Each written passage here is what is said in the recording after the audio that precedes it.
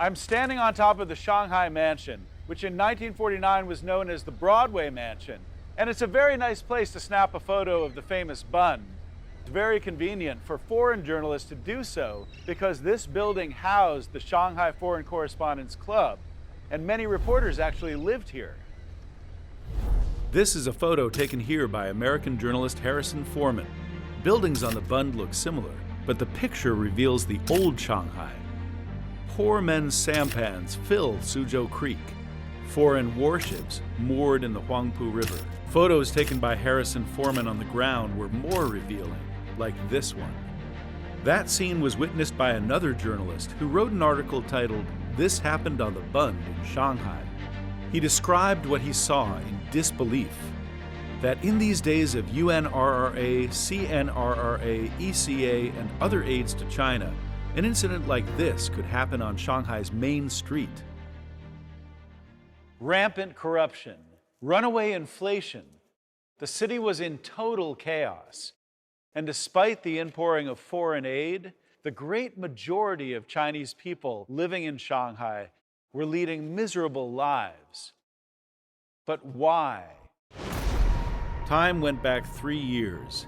In 1946, the ruling nationalist government restarted the civil war against the communists, while the country was still recovering from deep turmoil caused by World War II.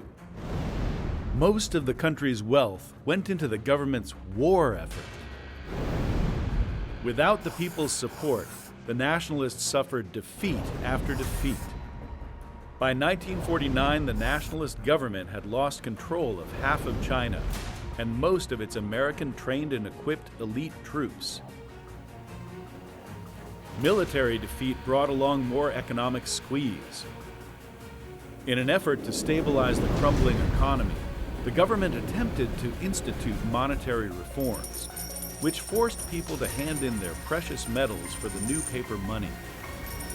The reform was a complete disaster. Any rickshaw rider may be carrying millions of dollars. For even the smallest payroll, the currency needed offers quite a delivery problem.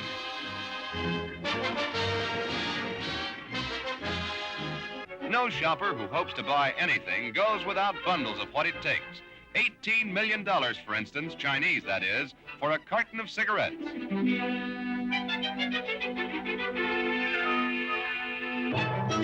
And China's poor little working girl can hardly carry her half-month's pay.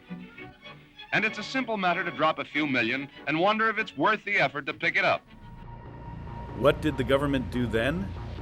More executions, more squeeze, and they had their secret plan in place.